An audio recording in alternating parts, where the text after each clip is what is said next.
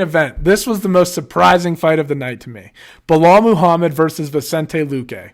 Now, I thought I felt strongly about this fight that Vicente Luque was going to be able to finish Belal Muhammad.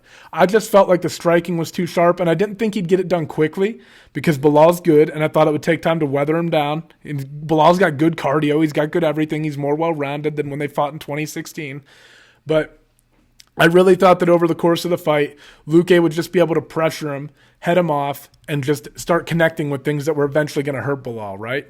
But Belal Muhammad showed why he's fucking legit, man. Like, very legit. Vicente Luque is only 30 years old. He's an absolute fucking killer, you know? And you watch, like, the fight against Wonder Boy, and some people start going, oh, well, maybe this is like, you know, Wonder Boy's reaction times and stuff weren't there.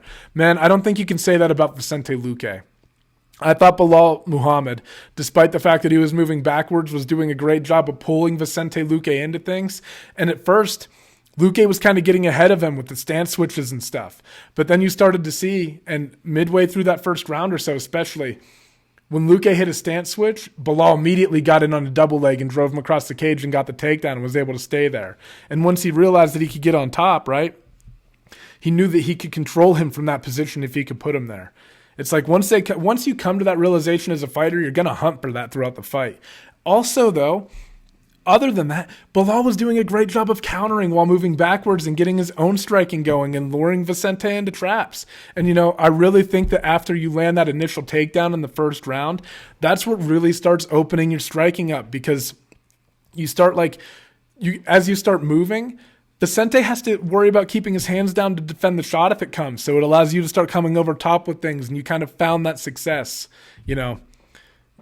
It was like once you establish that initial takedown, it starts to open up the rest of your offense. I think in terms of pure striking, Luque is undoubtedly a better striker than Belal Muhammad. But when you add in the grappling, and this is a mixed martial arts fight, Belal Muhammad is a perfect example of like, all right, I was struggling a little bit early on. I think Luque was picking me apart a little bit with the leg kicks. Got that takedown, though. Oh, now here comes my striking when I'm moving backwards, because you're worried.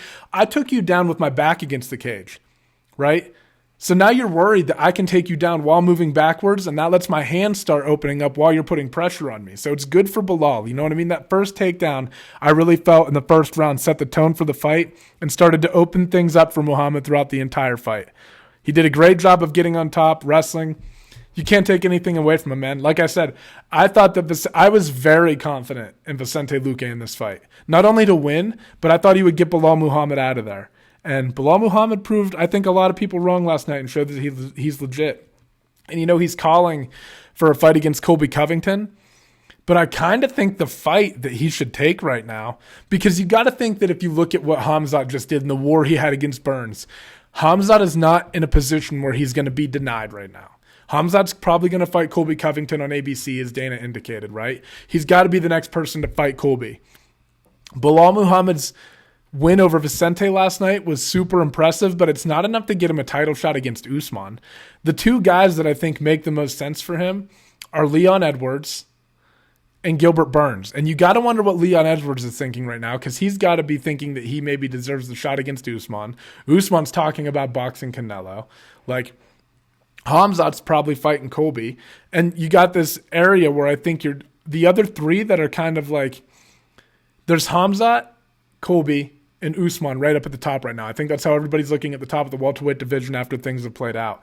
Then there's Burns, Edwards, and Muhammad that I think are all kind of sitting at that same level right now, and they kind of need to figure out who's who. And I think kind of the fight for Belal Muhammad right now, if he wants a lot of attention too, I don't think it's a rematch against Leon Edwards. I think it's a fight against Gilbert Burns, who just had a war and got a lot of notoriety because of it. Right? That fight brought a lot of eyes to Gilbert Burns, and I think that your money fight is right there right now, and he's coming off a loss, so you have a good angle to fight a top guy.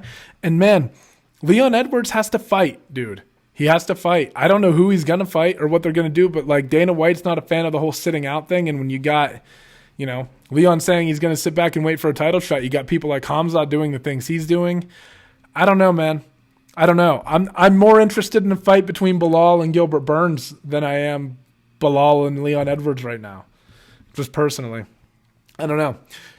Leon Edwards is in an interesting position because he's undoubtedly one of the best in the world right now. But it's like 170 is kind of stacked near the top. Like I think you got Usman. Like I said, you got those top three right now.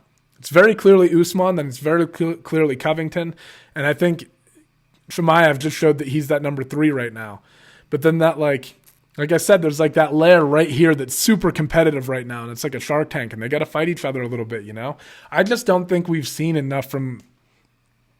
I know how good Leon Edwards is, man, but I just don't think we've seen enough activity from him, and especially when, like I said, when Hamzat's doing the shit he's doing, exciting-ass fights like that against Burns, I don't know. Maybe the fight is Muhammad versus Edwards, too, because it ended in that eye poke. Maybe you get some closure there and find out what would have happened, but, you know, then it leaves you like, I don't know. It's going to be interesting to see how 170 shakes out, but I think that if Belal really wants to fight right now, I wouldn't be calling out Covington. I'd be calling out Burns. He's also coming off a loss, and he's still one of the top guys in the world. So maybe a little bit of chance for you to like ride some of your positive momentum against some of his losing momentum, if that makes sense. So